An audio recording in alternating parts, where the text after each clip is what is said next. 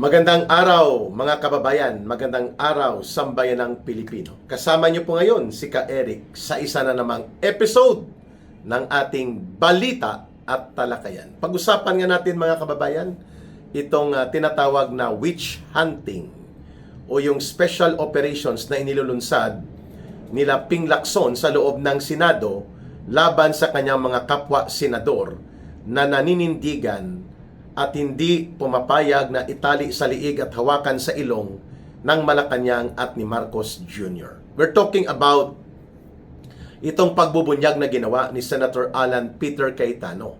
Sinabi niya na itong pag-focus, overly zealous, ibig sabihin po atat at nanggagalaiti itong si Ping Lacson na maghanap at magbutas ng mga issue laban kay Senator Alan Peter Cayetano.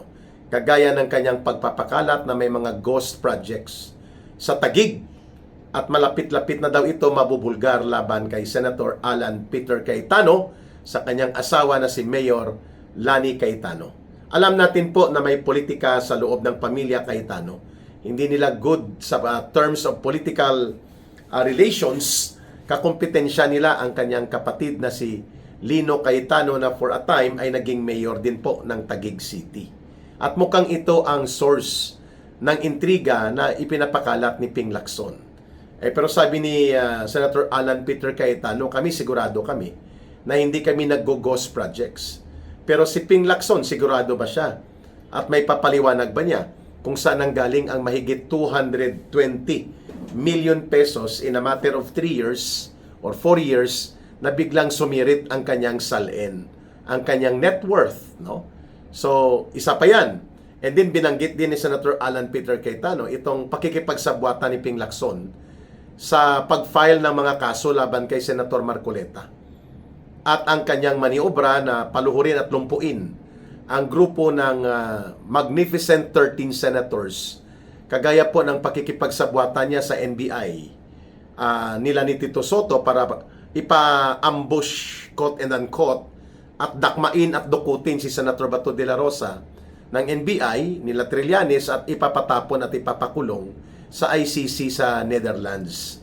At gamit nila ang bogus at walang silbi, questionably, na ICC warrant of arrest. Kagaya po ng kanilang ginawa na pagpapadukot at iligal na pagpapakulong kay Pangulong Duterte. So, iniisa-isa ito ni Senator Alan Peter Cayetano. Ang tawag po dyan, witch hunting. Nung panahon po ng ancient history sa Europe, ang pinaghihinalaan ng mga involved sa sorcery at witchcraft sa panahon po ng pamamayagpag ng Kristyanismo at paggamit nito sa kaharian at ang mga hari at monarkiya, ginamit po ang witch hunt at para sunugin yung mga at hatulan at sunugin ang mga kritiko ng monarkiya na hindi nagpapasakop sa feudal and monarchy authority nung panahon po ng lumang kasaysayan sa Europa. Diyan nagsimula ang witch hunting.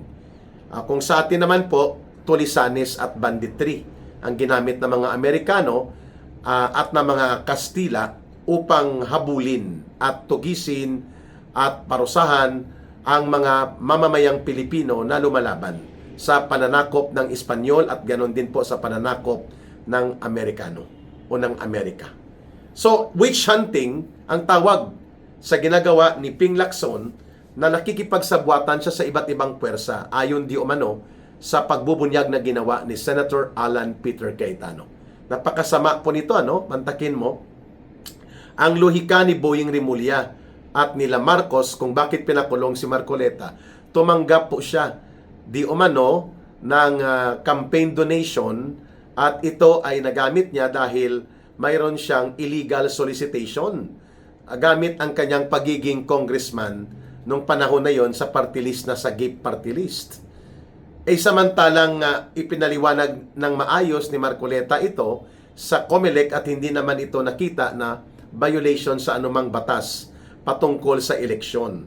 Subalit, hinanapan ng butas nila Rimulya sa utos siyempre ni Marcos at ang itinuturo ni Senator Alan Peter Cayetano nakasabwat dito ay si Ping Lacson. Ayan. So, kung pagbabasihan po yung lohika na yan, 90% o 95% pa nga siguro ng mga politiko sa Pilipinas, starting off with the President, tumatanggap po sila ng mga campaign fund and campaign donations. At marami dyan sa kanila, incumbent pa, mga kababayan, habang sila ay tumatanggap ng mga donations na ito. So, ibig sabihin, papakulong din dapat sila. Kay Marcos Jr. nga, hindi niya maipaliwanag saan at paano nagkaroon ng 241 million pesos na kontribusyon si Anton Lagdameo. At itong reward, naging Special Assistant to the President siya, bata-bata ni Marcos sa Malacanang. Itong si Mel Robles ng PCSO, ang declared na contribution niya sa SOSE ni Marcos or Statement of Contribution and Expenditures, 30 million. Kaya siya naging manager or general manager ng PCSO. At alam natin, gatasan ng gobyerno yan ang PCSO sa pag-promote ng sugal at mga lottery na ito, mga kababayan. At marami pang mga politiko. Si Ping Lacson nga itinuro din ng 18 Marines at mismo sa Salaysay na naunang naibigay ni Adrian Bersamin na nakatanggap sila ng campaign fund support mula sa grupo nila Marcos at Romualdez ng 250 million pesos each one of them. O bakit hindi sila inimbestigahan? Dahil sila po ay kasabwat ng gobyerno ni Marcos at Romualdez. That's the long and short of it. Kaya, ang target nila dito ay lumpuin ng tuluyan ang mga tumatayo na mga kritiko na senador sa pagtuligsa sa korupsyon at pandarambong na kinasasangkutan ng gobyerno ni Marcos. Pangalawa, hindi na po makakapagtayo ng balancing opinion at ng kanilang mga pag-protect sa proseso ng magiging patas ang impeachment trial laban sa Vice President kapag nilumpo at pinahina ng tuluyan ang grupo nila Senator Alan Peter Cayetano. At inamin na po yan ni Senator Alan Peter Cayetano na malaking bagay po at pagkawala sa kanyang katuwang sa pag-present ng mga paninindigan at mga doktrina at pahayag sa legal na proseso, lalong-lalo na dito sa ongoing trial ni Vice President Sara Duterte sa impeachment court, ang pagkawala ni Senator Marcoleta. Inamin po mismo ni Senator Alan Peter Cayetano na mabigat po ang challenge para sa kanila na isustain ang advocacy, ang pagka-fiscalizer ng grupo nila.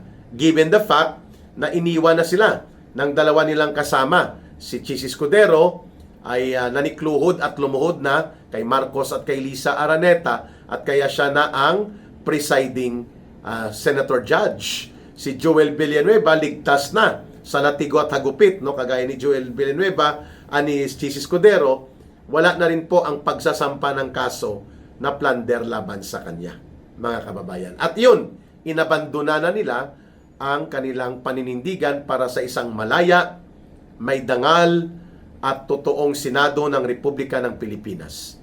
Ang naiiwan na lang po sila Senator Alan Peter Cayetano, sa loob ng plenaryo ng Senado, si Senator Pia Cayetano, Senator Loren Ligarda, Senator Amy Marcos, Senator Bongo, Senator Robin Padilla, at ang magkakapatid na Camille and Mark Villar. Sila na lang po ang naiiwan. At under pressure din po ang magkakapatid na ito. Kaya naman ay malinaw na totoo ang sinasabi at pinapahayag ni Senator Alan Cayetano na nagkakaroon ng witch hunting. At ang special operator dyan ng witch hunting, itong dalawa, si Tito Soto at si Ping Lacson. Kasi magkatandem sila. According to the presentation made by Senator Alan Peter Cayetano the other day. At malinaw din naman na si Matibag bilang attack dog ni Marcos, kung mayroon siyang attack dog na si Remulla gamit ang ombudsman na kapangyarihan, gamit naman ni Matibag ang NBI para atakihin at lumpuin ang demokratikong oposisyon sa Pilipinas. At tinatarget nila na sa loob ng isang buwan ay makapagsampa ng kasong plunder, which is a non-bailable crime, sa kasalukuyan laban kay Senator Alan Cayetano. So kung matatanggal pa si Senator Alan Cayetano, 7 na lang ang maiiwan. At ang boses ng oposisyon at ng balanse ng opinyon at paninindigang tama sa isang makatarungan na proseso ng impeachment laban kay Vice President, hihina din, no, mga kababayan. But we believe kakayanin pa rin po na may magsasalita at maninindigan. Sapagkat pagdating po sa conviction, sa vote of conviction para mapapakonvict at mapapatanggal bilang Vice Presidente ng Pilipinas si Sara Duterte, kailangan may 16 votes of senators sa kanya na magpapakonvict. Without the 16 votes, absuelto po si Sara Duterte. And right now, ang solid na numero na kontrolado ni Marcos at kaya niyang diktahan at pasunurin dahil nakahawak sa ilong at nakatali sa liig, 13 lang po ang kulto ng mga senador ni Marcos Jr. And right now, pinipressure nila si Camille Villar at si Mark Villar na kung hindi mag-cooperate ay posibleng ituloy na ang violation ng Corporation Code of the Philippines at iba pang mga panggigipit na kaso na nakakaapekto sa business empire ng mga Villar. No, grabe ka mandaraya at talagang mabangis at malupit kung gumamit ng instrumento at kapangyarihan sa gobyerno itong gobyerno ni Marcos Jr. At ano po ang implikasyon nitong ginagawa ni Ping Lacson upang kailangan maibulgar? Una, that there are elements, senador, na ginagamit po ni Marcos Jr. para maglunsad ng tuloy-tuloy na pag-atake at pagsabotahe sa pag-iral ng demokratikong oposisyon at boses ng oposisyon sa loob ng Senado. At yan po ay si Ping Lacson. Pangalawa, yung mga sabotahe na ito ay nagpapahina sa puwersa ng Democratic Opposition at the same time, yumayanig sa integridad ng Senado bilang supposedly ay isa sa mahalagang pilar or haligi sa pagtatanggol ng demokrasya at mga demokratikong institusyon ng ating bayan. At bulwagan ito dapat ng katotohanan.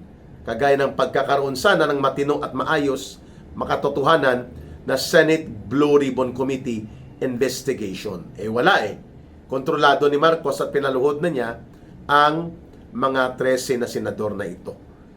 And so therefore, tama lang na ibinulgar ni Senator Alan Cayetano ang maruming laro sa politika ni Marcos kasabwat si Ping Lacson. At upang maintindihan ng taong bayan na hindi tayo dapat basta-basta lang magpapaloko dito sa ganitong uri ng mga politiko na kapag nakatikim na ulit ng kapangyarihan at nakapagpasasa na sa lasa ng kayamanan at pera ay nagiging bahagi na po ng mga nanunupil at mga nang-aabuso sa taong bayan. Kagaya po ng example na ipinakita ni Senator Alan Cayetano kay Ping Lacson sa mga buladas niya. Buladas talaga. At kahapon din po, ang minority ay hindi nag-attend doon sa State of Buladas Address. SOBA, hindi SONA. State of Buladas Address ni Marcos. And rather, sinabi nila na mas mainam kung pagtuunan ang realidad na nararanasan ng ating mga mamamayan. Halimbawa, ang pagpapatuloy ng bigat at mahirap na pasanin sa presyo ng mga produktong petrolyo, sa presyo ng singil ng kuryente, at pati na po sa kahirapan ng pagkain at pang-araw-araw or daily survival ng ating mga kababayan. Na hindi naman po iyon nakita o naramdaman sa State of Buladas Address ni Ginoong Marcos Jr. kahapon. So we would rather understand kung bakit na ganun ang naging pahayag ng mga minority group senators led by Alan Cayetano. Kaya nga nag-black suit si Senator Cayetano para ipakita na unti-unting namamatay at step by step pinapatay na ni Marcos Jr. ang umiiral na totoong demokratikong institusyon at tunay na demokrasya sa Pilipinas. Selectively ang mga ilang aspeto ng instruments similar to martial law during the time of his father, former President Ferdinand Marcos Sr. ay natututunan na rin gamitin ni Ginoong Marcos Jr. laban sa mamamayang Pilipino. At ito nga, nakita natin kung papaano nila sinupil at nilumpo ang mga leaders ng Democratic Opposition, kagaya ni Senator Marcoleta, ipinakulong. Senator Jinggoy Estrada, ipinakulong. Senator Bato de la Rosa, tumakas na at nagtatago dahil dudukutin at ipapatapon at illegal na ipapakulong siya, kagaya kay Pangulong Duterte sa ICC. At sino pa? Sila former Congressman Mike Defensor. Kami po, ang former soldiers.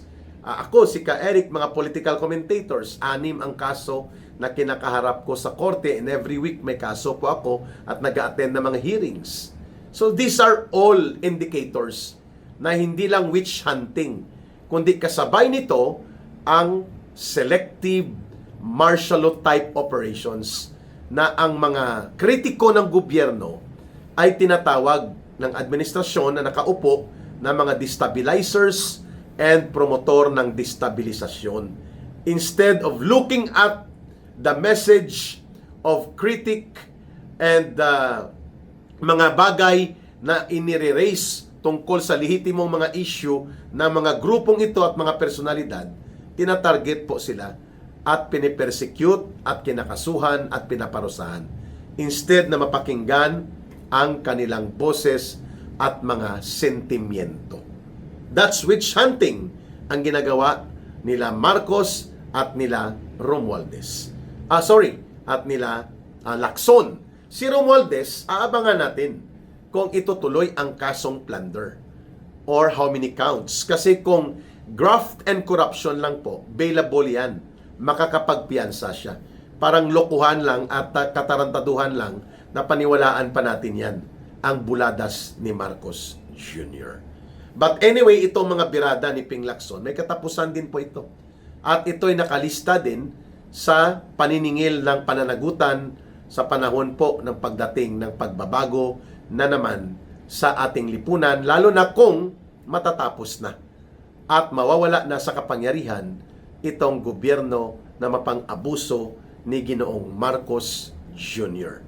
The day of the reckoning and the day where people will now claim their price for their justice na dapat nilang abutin ang katarungan at mga hustisya, pananagutan na kanilang pinapanindigan upang matapos po itong malubha na pangungurakot at pandarambong ng mga opisyal ng gobyerno, at ang itinuturo na led dito ay ang grupo ni Marcos Jr. at nila Romualdez.